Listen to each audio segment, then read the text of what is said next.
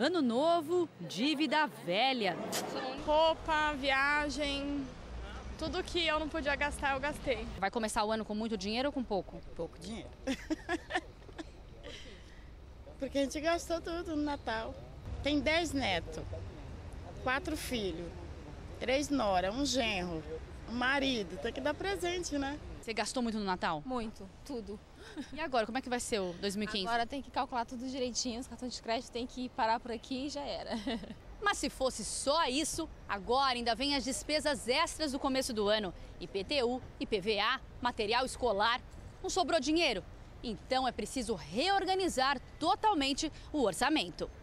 Tem que reduzir gastos em excesso em todos os sentidos. Na energia elétrica, na água, na alimentação de forma geral, no vestuário. Em média, nós temos um excesso de 20% até 30% em tudo que consumimos. Segundo esse especialista em educação financeira, quem tiver dinheiro na conta deve pagar à vista os impostos que dão desconto. Não existe aplicação nenhuma que dê maior do que o próprio desconto do IPVA, do IPTU, inclusive no material escolar. Se você tiver dinheiro, comprar à vista, sempre vai ser uma boa vantagem. Em São Paulo, o desconto para pagamento à vista do IPVA é de 3%. Para quem vai parcelar o primeiro pagamento em janeiro. No IPTU, o desconto à vista é de 4%. Além dos impostos e das despesas com escolas, uma pesquisa do Serviço de Proteção ao Crédito mostra que metade dos consumidores de São Paulo só vai terminar de pagar as compras de Natal em maio. Daniela, que é dona de 3 lojas, guardou o dinheiro durante todo o ano para não ter dor de cabeça agora. Pagamento de parcela de carro, o licenciamento, o IPTU, o IPVA, o pagamento de seguro do carro. A gente tem que dar uma organizada para conseguir pagar essas contas todas em dia. E ainda foi econômica no Natal e no Réveillon. O que a gente prefere fazer? Guardar o dinheiro, né? Pagar todas as contas e deixar para viajar em fevereiro, que a gente pretende fazer uma viagem. Não entra 2015 no sufoco. Não entra 2015 no sufoco. Há 8 meses, a Alessandra viu o dinheiro encolher. Ela se separou e as dívidas ficaram maiores do que a renda. A solução veio na resposta a esta pergunta: o que eu posso cortar do meu dia a dia? A Alessandra chamou os 3 filhos, de 17, 18 e 22 anos, para encontrar a resposta. Sentei com os meus 3 filhos, expus a situação e entramos num consenso do que cortar. A família foi radical. Vendeu o carro, mandou a empregada embora, cancelou os planos de saúde e odontológico, o seguro do salão e renegociou as dívidas dos cartões de crédito. Agora deixa de gastar R$5.000 por mês. A Alessandra encontrou equilíbrio financeiro do jeito dela, mas essa é uma decisão pessoal. Não tem outra maneira de sair do atoleiro das dívidas. Tem que cortar as gorduras e as sobras. E um dos maiores gastos da família é o carro. O brasileiro acaba comprando um carro, mas ele não avalia os gastos que ele vai ter com esse carro, ele não avalia a real necessidade, de repente ele pode trocar o carro que ele já comprou por um mais barato, isso também pode ser visto. Ou então, se ele vai comprar um carro, ele vai utilizar pouco, geralmente o brasileiro financia carro. Então, se vai financiar, que dê a maior entrada. Então, isso tem que estar presente na vida de todos, né? Para a Alessandra, abrir mão do carro novinho foi o mais difícil. Vendi ele com 6 meses de uso, ele estava com 3.000 quilômetros. Então foi uma coisa que eu peguei ele dia 30 de dezembro, quando foi em junho, infelizmente eu fui obrigada a me desfazer para cortar custos, que foi seguro, IPVA e todos os gastos que a gente tem com um carro. A coordenadora do Proteste explica que tem uma diferença entre endividado e inadimplente. O endividado tem prestações e parcelas e consegue pagar tudo em dia. O inadimplente é quem não consegue mais pagar essas prestações. Veja algumas dicas que ela dá para quem quer sair do vermelho e chegar ao fim do ano com as contas em dia e dinheiro no bolso. Ponha no papel todos os gastos e os ganhos. Faça as contas e veja quanto as dívidas comprometem do orçamento. Se o comprometimento da renda for maior do que 30%, comece a eliminar pequenos gastos pessoais. Se for maior do que 50%, comece a pensar em cortes maiores, como, por exemplo, trocar o carro por um mais barato.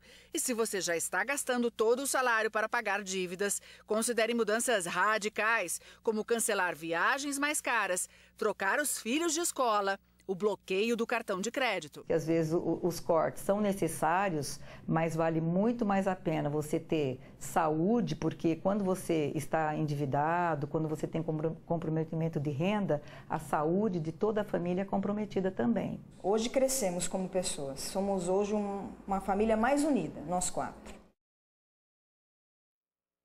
Uma vez você já parou para se perguntar assim, se o ano é novo, por que as pessoas são as mesmas? Já parou para pensar alguma vez na sua vida que no ano novo as pessoas também não deveriam ser novas? Eu achei muito interessante essa matéria e por isso trouxe ela para a gente dar início à nossa reflexão, porque essa matéria nos sinaliza que muitas pessoas, não sei se é a sua realidade, mas muitas pessoas, elas acabam comemorando o 31 de dezembro, virando o ano, mas continuam vivendo da forma velha. O ano é novo, mas a forma de viver é velha. Muitas pessoas comemoram a virada do ano, mas trazem do velho ano velhos hábitos, trazem do velho ano velhas dívidas, trazem do velho ano a velha preguiça, e principalmente muitas pessoas trazem do velho ano o mau planejamento financeiro ou a falta de um planejamento financeiro e familiar como um todo. Quando eu vi essa reportagem, eu fiquei pensando assim, claro que todo mundo quer ter uma vida nova. Quem quer ter as dívidas velhas? Quem quer ter a preguiça velha? Quem quer ter os hábitos velhos? Acho que ninguém. Se você detecta que isso é ruim, todo mundo quer se livrar. Mas eu te pergunto, se você quer ter uma vida nova, se no ano novo você espera que o ano novo seja um novo ano para você, eu te perguntaria, quais são seus planos para 2015? Você quer muito ter um ano novo, legal. Você quer muito ter um novo ano, que bom, mas como você tem planejado para que isso aconteça? O que você tem planejado para que isso aconteça? Responda para mim, você que quer ter um novo ano, o que você pretende fazer em 2015 que você não fez em 2014, que deveria ter sido feito em 2013? Ou o que você pretende deixar de fazer em 2015 que muitas vezes se repetiu em 2014? Só você que quer ter um novo ano, conta para mim, o que você pretende fazer para melhorar a sua relação conjugal, a sua relação familiar, a sua profissão, o que você pretende fazer? Você que está numa grande expectativa por um novo ano, conta para mim, o que você pretende fazer para crescer e amadurecer na fé. Nós temos um grande problema com os brasileiros, porque o brasileiro não gosta de planejar. O brasileiro tem como hino nacional, deixa a vida me levar, vida leva eu. É o hino nacional. Brasileiro não é, na sua maioria da população, não é generalizado, mas brasileiro não é organizado. Brasileiro não faz planos, brasileiro é intuitivo, ele vai por instinto. E muitas vezes essa vida sem propósito, sem planejamento, é justamente aquilo que nos prejudica. Algum tempo atrás, eu não lembro exatamente quanto tempo atrás, eu li uma reportagem sobre um livro de uma escritora que acredito seja americana, chamada Laura Vanderkam. E o livro chama 10 atitudes que pessoas tomam antes do café da manhã. E essa escritora, ela fez uma pesquisa com 20 grandes executivos de grandes empresas mundiais, e ela detectou que esses 20 grandes executivos, eles têm 10 hábitos em comum, e ela diz que essas pessoas de sucesso têm esses 10 hábitos matinais que essas pessoas de sucesso têm, é o que faz com que elas tenham os sucessos que elas têm. E estes são os hábitos que essas pessoas de sucesso têm. O primeiro deles é acordar cedo. Primeiro hábito. E quando a gente está falando de acordar cedo, eu não estou falando do acordar cedo que você tem que acordar todo dia. Eu estou falando do acordar cedo, mais cedo do que o cedo que você tem que acordar. Eu confundi ou ajudei? Vamos supor que você tem que acordar... Que hora você acorda? 6 horas. O cedo não é o cedo 6 horas, o cedo é antes das 6. Para você desenvolver as suas, algumas rotinas. Nesse levantamento com os 20 executivos, feito pela essa autora do livro, 90% deles disseram que acordam antes das 6 da manhã, de segunda a sexta. A CEO da PepsiCo, o nome dela é Indra Nooyi, ela acorda 4 da manhã. Não é à toa que ela é uma CEO de uma grande empresa, ela acorda todos os dias 4 da manhã. É claro que ela não vai dormir meia-noite também, mas ela acorda 4 da manhã. Grandes executivos, pessoas de sucesso acordam cedo. Não está na Bíblia, mas diz o ditado que Deus ajuda quem cedo madruga. Não é bíblico isso, tá? É um dito popular, mas faz sentido. Faz sentido porque o dia rende mais. Um outro hábito de pessoas que bem-sucedidas, de acordo com esse livro, fazem exercícios matinais. A CEO da Xerox, o nome dela é Ursula Burns, ela faz um treinamento com o personal a partir das 6 da manhã. 6 da manhã ela está prontinha, o personal dela encontra ela faz os exercícios antes de ir para o trabalho. Uma outra atitude de pessoas bem-sucedidas, trabalham em projetos prioritários. Pessoas bem-sucedidas dedicam as primeiras horas do dia naquilo que vai ser a principal atividade do dia ou que vai exigir o maior esforço intelectual delas. Pessoas bem-sucedidas dedicam poucos minutos do dia, os primeiros minutos do dia, em trabalhos pessoais, em objetivos pessoais. Se é aprender a tocar um instrumento, dedica 10, 20 minutos do dia, das primeiras horas do dia. Se é aprender uma nova língua, se é o desenvolvimento intelectual. Pessoas bem-sucedidas dedicam as primeiras horas do dia também para fazer seus projetos pessoais, para pôr em andamento seus projetos pessoais. Mesmo que sejam poucos minutos, mas são poucos minutos por dia. Pessoas bem-sucedidas, de acordo com esse livro, se dedicam à família nas primeiras horas do dia, tomam um café da manhã juntos, fazem algumas atividades juntos, e mais que isso, esses grandes executivos mundiais, eles têm um tempo, um ritual matinal com o parceiro, com a parceira. Eles acordam junto, eles escovam o dente junto, não sei se eles cruzam a escova e um escova do outro, não sei, mas eles têm hábitos juntos, hábitos em comum. Aproveitam para discutir a relação, porque é bom você discutir a relação de cabeça fresca, né? Então acorda cedo, já discute a relação, já começa o dia livre. Pessoas bem-sucedidas, de acordo com essa escritora, elas usam as primeiras horas do dia para fazer network. Já que tem que tomar café, se eu vou tomar café na rua, não vou tomar sozinho, me isolar. Eu vou sentar com um companheiro de trabalho, eu vou sentar com o seu Zé da padaria. Aproveita, já que você tem que fazer essa atividade, faça com alguém, para se relacionar. De acordo com a escritora, pessoas bem-sucedidas meditam pela manhã, dedicam os primeiros minutos da manhã para meditar.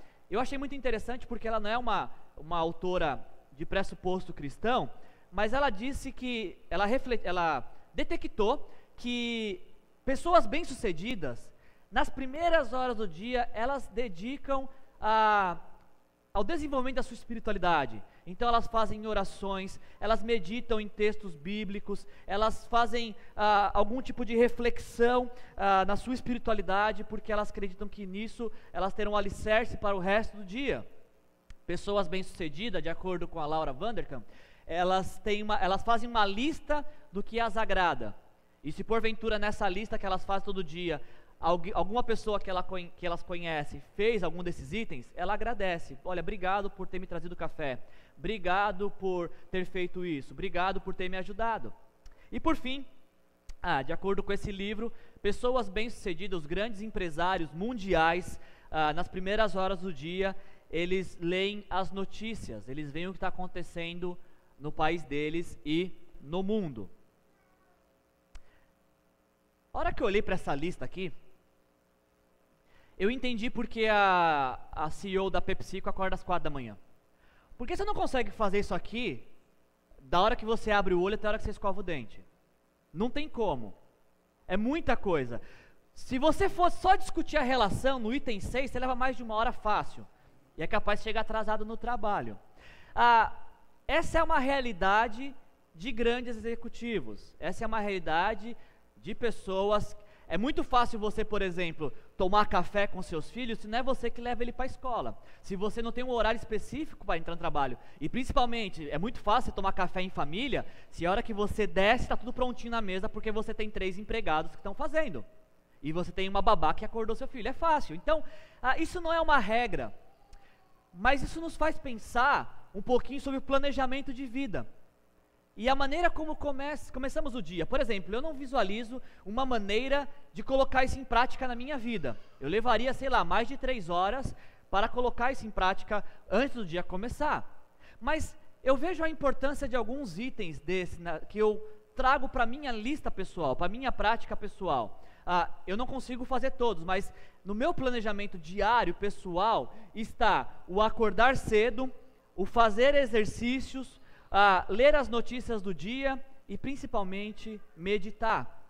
Dessa lista, não sou uma pessoa bem sucedida, não sou um CEO, mas dessa lista eu consigo identificar 4 hábitos que eu tenho incorporado na minha agenda diária. É claro que alguns dias acaba fugindo, você não consegue fazer uma coisa ou outra, mas faz parte do meu planejamento pessoal.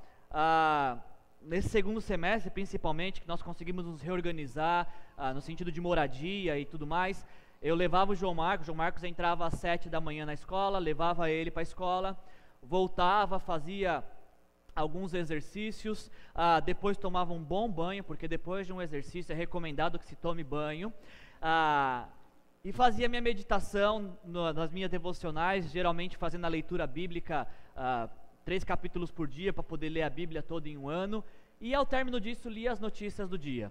Quando dava entre 8 e 8 e meia, eu estava pronto para começar o meu dia. Como eu falei, não é uma rotina que eu consegui colocar em prática todos os dias, porque alguns dias acontece um imprevisto ou outro, mas é um alvo, é uma programação. Qual que é a sua programação diária? Qual é o seu planejamento de vida? Tanto ao mostrar a reportagem para vocês, quanto ao mostrar essa lista para vocês, a minha intenção é uma só, uma única intenção. Eu quero tentar despertar em vocês a consciência e a importância de planejarmos nossa vida. Não podemos viver a nossa vida de qualquer jeito. Não podemos viver a nossa vida aleatoriamente. Não podemos viver nossa vida como quem está esperando o agitar das águas do tempo passar. Precisamos planejar nossa vida, precisamos ter planos para as nossas vidas, e planos e metas definidas. Se você vai conseguir alcançar seus planos e suas metas, esse é um outro porém. Mas o importante é ter alvos, porque quem não tem alvo, qualquer lugar que chega está bom. Quem não tem alvo, para qualquer lugar que vai, acaba se conformando. É importante ter metas, é importante ter um planejamento. Eu quero ler rapidamente com vocês um texto bíblico que eu creio que pode nos despertar para essa importância de termos um planejamento de vida. Se neste novo ano você quer uma nova vida e você entendeu nesta manhã a importância de ter um novo planejamento, eu peço que você me acompanhe na leitura do texto que está em Mateus, capítulo 25, versículos de 14 a 28. Ano novo, vida velha? Não, ano novo, vida nova. Como podemos ter uma vida nova no ano novo? Com um novo planejamento de vida. E eu espero que esse texto de Mateus 25, de 14 a 28, possa nos encorajar a pensar nesse sentido.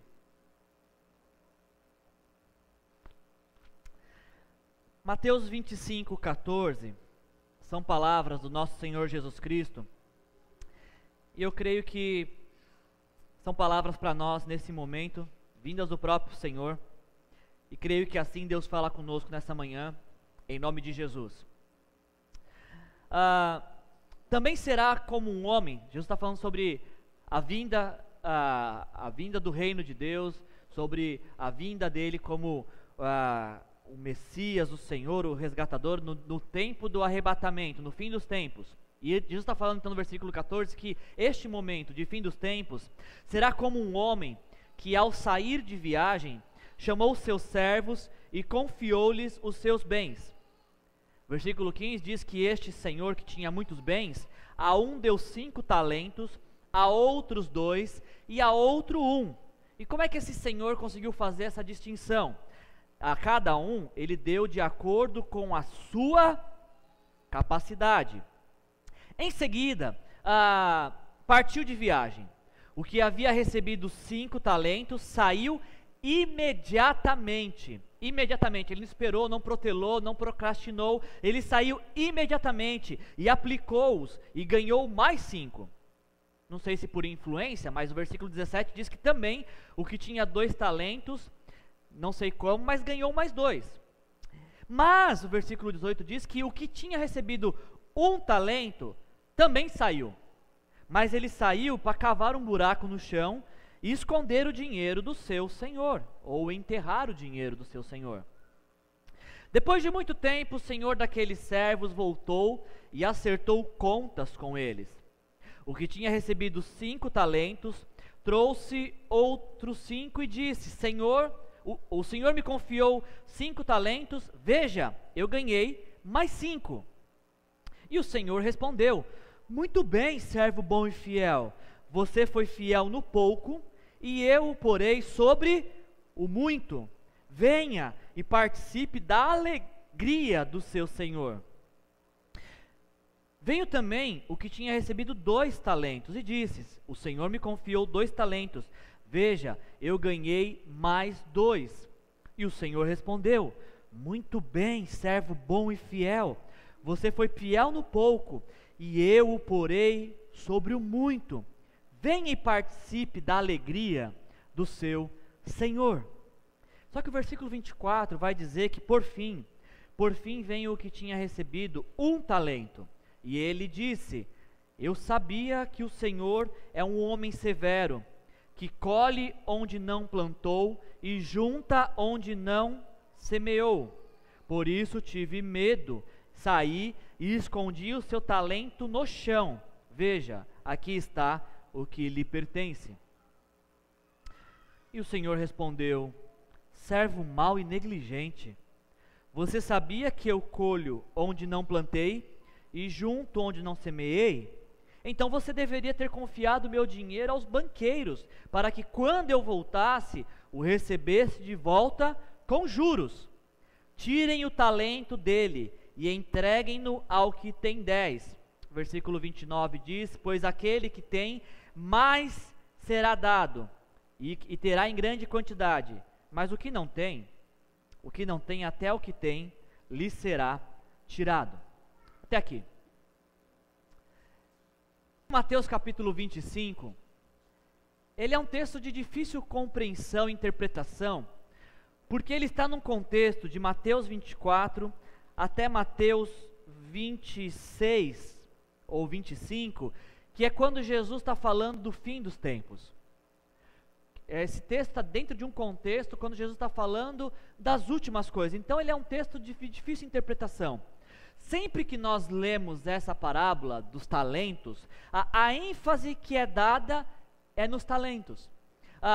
Na nossa língua, talento, se você consultar o dicionário, talento é uma aptidão ou uma habilidade natural. E sempre então que alguém vai numa igreja cristã, sempre que alguém usa esse texto para conversar, é muito enfatizado de que se você tem um talento, se você tem uma aptidão natural, se você tem uma habilidade natural e você não a usa, então de acordo com esse texto você está enterrando os seus dons e talentos, e um dia Deus vai te cobrar disso.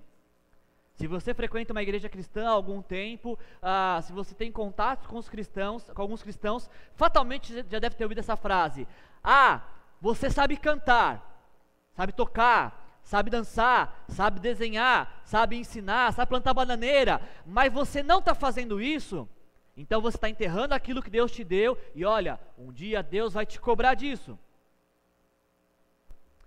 Eu não tenho muita convicção para afirmar que é isso que o texto está dizendo.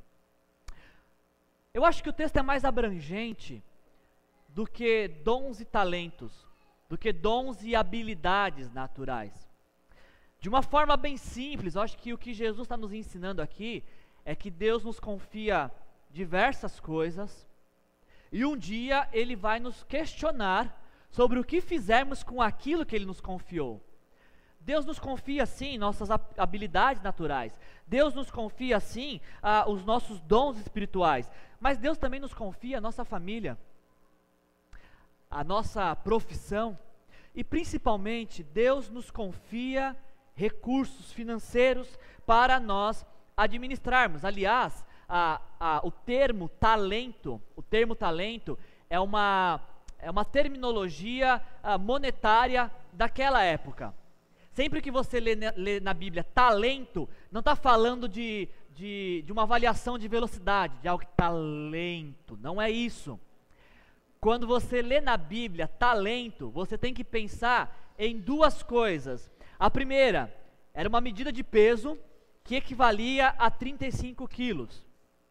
E a segunda coisa que você tem que pensar quando você lê sobre talento na Bíblia é que essa expressão monetária, ela equivalia a 6.000 denários. 6.000 denários. O denário era o valor ou a diária de um trabalhador.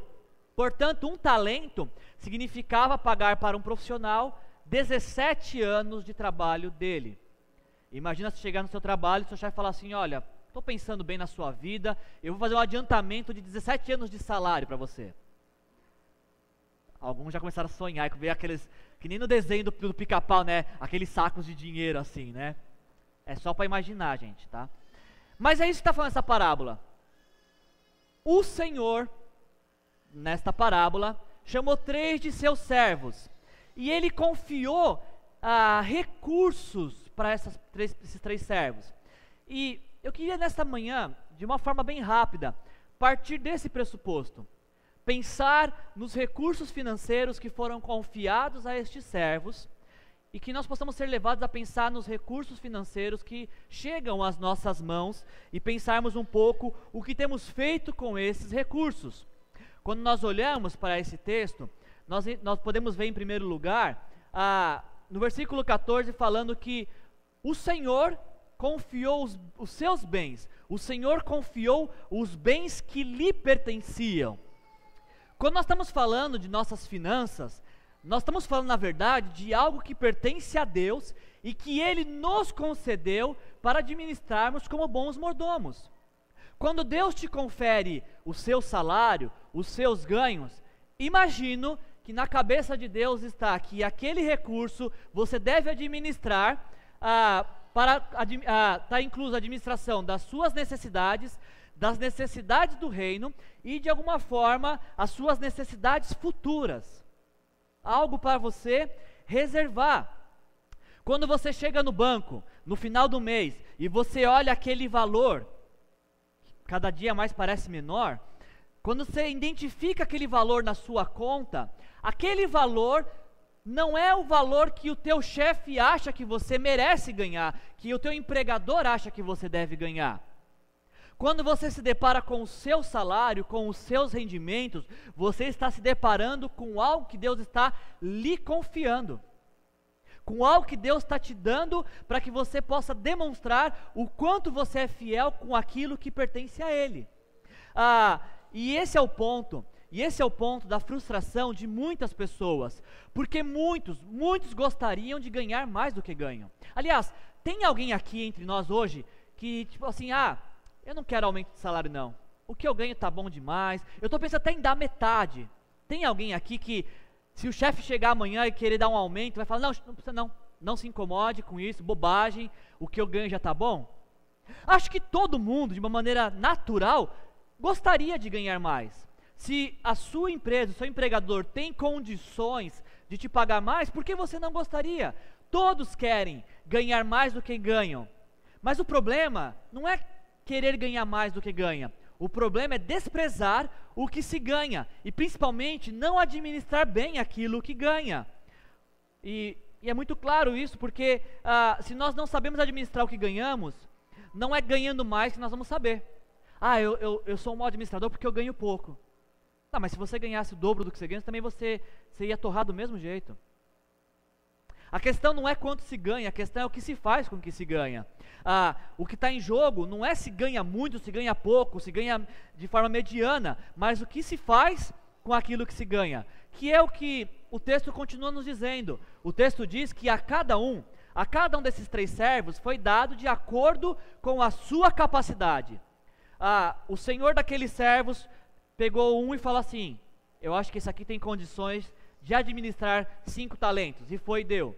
Esse aqui tem condição de administrar 2, não é que ele é inferior ao outro, mas é a condição pessoal que ele tem, vou confiar 2. E esse aqui, olhando para as condições dele, pessoais, intelectuais, ele tem condições de administrar 1 talento, e eu vou confiar o meu talento para ele. O que é muito interessante nós olharmos, essa vontade das pessoas de ganhar mais e desprezar o que tem, e acabar se perdendo nessa busca por ganhar mais. Pessoas que se tornam infelizes pelo que ganham, ao invés de se tornarem gratas pelo que ganham. Tenta imaginar essa cena. Vamos imaginar essa cena, e se você tem fé, ora por isso nessa hora.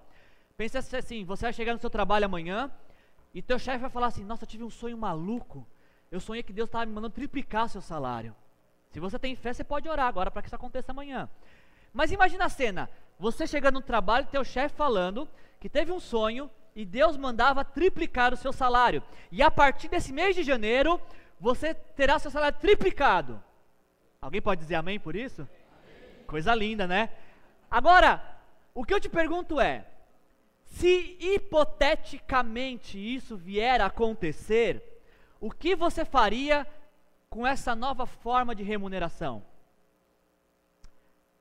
Se chegar amanhã no seu trabalho e acontecer este milagre de Deus ter falado para o teu chefe aumentar seu salário, triplicar o seu salário, o que você faria com este novo montante de dinheiro? Eu consigo quase que ver uma nuvem na cabeça de vocês com as cenas do que vocês fariam. Quem sabe trocar de carro, porque meu carro não está aguentando mais o tranco. Quem sabe trocar de casa? Quem sabe trocar de celular? Quem sabe trocar todo o guarda-roupa? O sonho de toda mulher. Já pensou, mulheres, chegar assim, desfazer do guarda-roupa e ter um guarda-roupa novinho? Não guarda-roupa, a mobília, mas as peças do guarda-roupa. O que você faria se você tivesse uma nova remuneração, triplicasse seu salário, viajaria pelo Brasil, pelo mundo, você pagaria todas as suas dívidas? O que você faria? A resposta que nós damos a esta simples e hipotética situação, talvez possa demonstrar o porquê nosso salário não é triplicado. Porque se nosso salário fosse triplicado, fatalmente nós gastaríamos apenas com a gente. De uma forma muito egoísta, nós pensaríamos em nós, o que nós queremos e como que a nossa vida poderia ser melhor, e por isso talvez que não é nos confiado mais do que temos. Porque se fosse, o que pensamos agora é uma demonstração da forma egoísta que nós gastaríamos esse recurso. Este ano é um ano muito especial para a nossa igreja. É um ano que nós temos diversos projetos. Como eu acabei de falar, nós temos o projeto de mudar a sala das crianças e fazer divisórias e fazer um ambiente prazeroso para nossas crianças. Nós temos o projeto de terminar a construção dos nossos banheiros. Nós temos o projeto de fazer a frente da nossa igreja. Nós temos o projeto de plantar uma nova igreja. Projetos não nos faltam. Meu questionamento é, será que nós teremos os recursos para isso? Fazendo um levantamento das nossas entradas do ano passado, se todos os membros dessa igreja, aqueles que se comprometeram com essa igreja, dizimassem todos os meses, nós já teríamos pronto as salas das crianças e provavelmente os banheiros também. Então, projetos não nos faltam. O que nos faltam são recursos. E eu me questiono, será que nós teremos recursos para colocar em ação todos os projetos que nós temos? Uma vez que talvez não somos capazes de ganhar mais do que ganhamos, a alternativa seria multiplicar o que nós temos. E aí você pode falar assim, poxa Wilson, mas eu não tenho nada. Mas eu quero te encorajar nessa manhã, porque para quem não tem nada, metade já é o dobro já. É um bom ponto de partida para se pensar. Olha o que o texto diz. Preste atenção no que o texto diz. Ninguém reclamou do que estava recebendo. O que recebeu 5 talentos não falou assim, nossa, que senhor mão de vaca, podia dar 8 talentos para mim, né? Por que só 5? O que recebeu 2 também não ficou com inveja, poxa, por que ele recebeu 5 e eu 2? E o que recebeu 1 também não reclamou. Esse texto é interessantíssimo porque nenhum dos administradores estava se queixando do que recebeu e daquilo que lhe foi confiado. A diferença entre eles é a postura, é o planejamento deles, como diz o texto a seguir.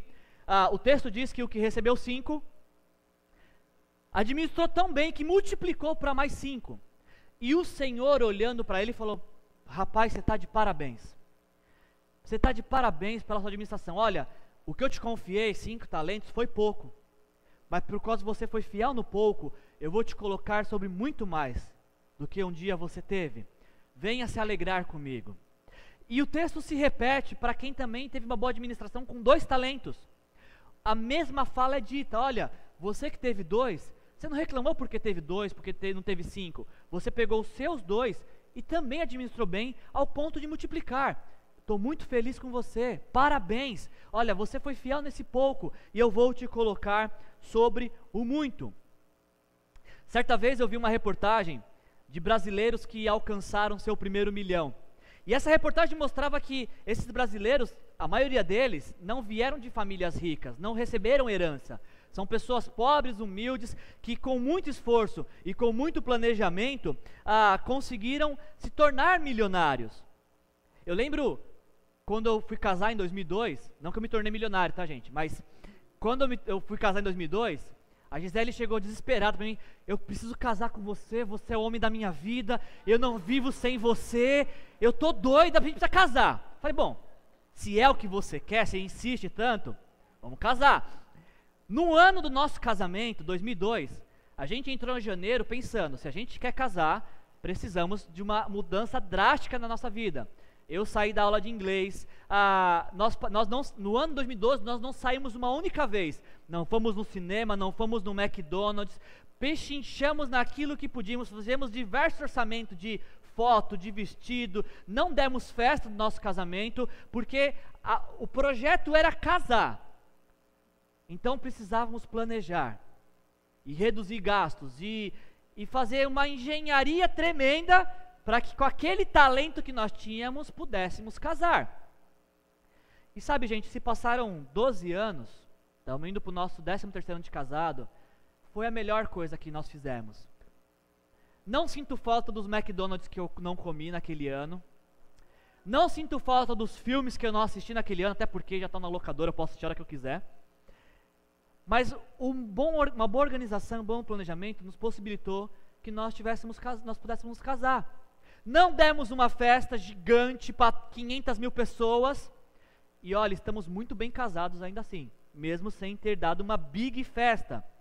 O segredo, que na verdade não é segredo nenhum, é que ao invés de ficar lamentando pelo que não tem, pessoas conseguem alcançar seus objetivos dando valor àquilo que elas têm. Elas multiplicam aquilo que elas têm, faz render aquilo que elas têm, ao invés de ficar pensando como seria bom se eu ganhasse muito mais. Eu quero contar uma coisa para vocês e eu espero não estragar o seu ano. Eu espero não destruir seus paradigmas e acabar com seus sonhos.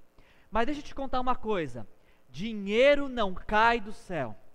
Se você achava que caía, eu quero estragar seu ideal. Dinheiro não cai do céu. Também quero te dizer que dinheiro não dá em árvore. Não adianta você plantar uma notinha de R$2 lá, achando que você vai achar 100 vezes mais, como é dito em muitos lugares aí. Quero te dizer que Deus ajuda quem cedo madruga. Esses ditos populares nos levam a pensar numa única questão. Tudo que nós viermos a conquistar em 2015 será através de muito esforço e de um bom planejamento. Você quer ter mais do que você tem hoje? Se esforce, planeje, tome atitudes e decisões corretas, porque dinheiro não cai do céu, não dá em árvore, e Deus ajuda quem cedo madruga. Eu gosto muito desse texto, porque esse texto que nós lemos, ele me encoraja a pensar justamente nisso, de que Deus recompensa boas administrações, de que Deus honra boas administrações, que Deus abençoa bons mordomos que cuidam daquilo que é de Deus. Eu olho para essa parábola e pela fé eu sou encorajado a pensar e crer que se no ano 2015 nós nos esforçarmos, nós somos fiéis com aquilo que Deus tem nos dado, se nós fizermos uma administração com excelência, com santidade, com fidelidade, eu acredito que ao final do ano a nossa história será outra. A sua história financeira será outra. Se você administrar aquilo que Deus tem te dado com fidelidade, com excelência e com santidade. Eu só não quero que você se iluda, porque isso é uma coisa que acontece em longo prazo. Não adianta você guardar R$2 hoje no cofrinho lá e falar, final do ano tomara que tenha R$3. É um planejamento longo, é um planejamento, é um compromisso que você faz com você mesmo. O Fernando Cosenza, que é diretor de sustentabilidade da Boa Vista, do SCPC, ele diz o seguinte: muita gente diz, mas como é que eu vou poupar? Não sobra nada para poupar. E ele ensina que a poupança não é a sobra. A poupança tem que ser aquilo que você coloca no orçamento e se compromete com aquilo. E aí ele dá o exemplo, da mesma forma que você cria R$50 por mês para a pizza no fim de semana, coloque R$50 na poupança. É um orçamento. Eu pago água, luz e eu pago a poupança. É um item do orçamento. E coloque sempre no começo do mês. O dinheiro caiu na conta, já manda para a poupança. Porque este é um compromisso seu com você mesmo e que ninguém pode fazer por você. A dificuldade que nós temos em poupar, em nos organizar, é que nós brasileiros, a maioria de nós, prefere viver o hoje, e eu não sei nem se eu vou ter amanhã, então é melhor fazer o que tem que fazer hoje.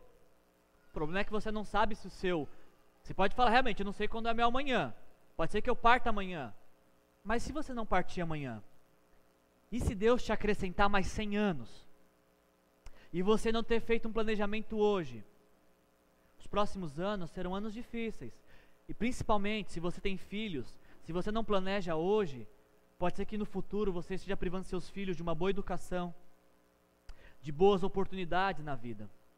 Planejar é preciso para que nosso futuro seja melhor. Pense e pratique, para a gente poder retomar nossos grupos de célula essa semana, para a gente retomar nossas conversas, nossos encontros. Eu quero te encorajar a pensar no que nós conversamos. Pode ser que você me ouviu falar aqui sobre essa mensagem, sobre multiplicar o que Deus tem te dado, e você chega ao final dessa mensagem com o seguinte questionamento: Wilson, como é que eu faço para multiplicar aquilo que Deus tem me dado? O que eu faço para fazer com que esse montante, ele renda mais? A resposta prática que eu diria para você é: administre isso com excelência, com santidade e com fidelidade. Mas talvez você possa ainda se perguntar, tudo bem, já entendi que para mim multiplicar o que eu tenho que fazer uma boa administração, mas como é que eu posso fazer uma boa administração? Eu te daria 3 conselhos, que é o que a gente vai compartilhar nas nossas células durante a semana. Primeira conselho que eu te daria, baseando no que a gente ouviu nesta manhã, reconheça que tudo vem de Deus. Olhe para os seus recursos e entenda que Deus está te confiando algo. Deus está confiando em você. Deus está confiando que o que você tem recebido, você vai conseguir administrar suas necessidades pessoais, as necessidades do reino, e você vai conseguir poupar. Quando a gente fala de reconhecer o que Deus tem nos dado, a primeira forma que nós reconhecemos é através dos nossos dízimos e das nossas ofertas. Se você reparar no nosso envelope de dízimo, nós temos um campo de dízimo, alvo missionário e ofertas em geral. Quando nós estamos falando de dízimo, nós estamos falando de obediência. Se você é membro de uma igreja, se você assumiu um compromisso com uma igreja, de se tornar membro, um desses compromissos é de sustentar essa igreja, de manter essa igreja sustentada com os recursos que Deus te dá. Dízimo está vinculado com obediência. Eu não preciso sentir se devo ou não ser obediente. Obediência é uma atitude, é uma ação. Quando a gente fala das ofertas para as missões, nós vamos ter aqui no final do mês no mês que vem, o missionário Silvio e Simone, que vão nos contar das necessidades que eles têm em Roraima, trabalhando com índios. Você vai ter a oportunidade de fazer um compromisso de fé e falar, olha, eu quero me comprometer pela fé de ofertar mensalmente esse recurso para ajudar em missões. É um compromisso de fé. E quando a gente fala de ofertas, nós estamos falando de generosidade. São 3 situações distintas. Uma maneira de nós demonstrarmos que nós reconhecemos que tudo vem de Deus. Quando nós pegamos esse envelope, a questão não é assim, qual que é o mínimo que eu tenho que dar para não roubar Deus?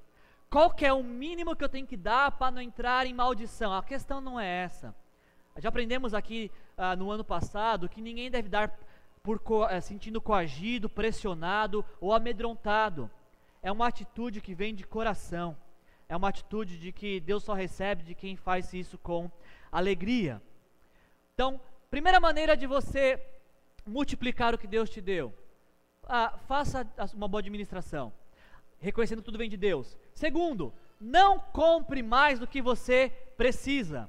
Nós vimos na reportagem que muitas pessoas gastam 30% a mais do que necessitavam. É muito comum você encontrar com casais, e esse casal de repente ele é convidado para ir num casamento.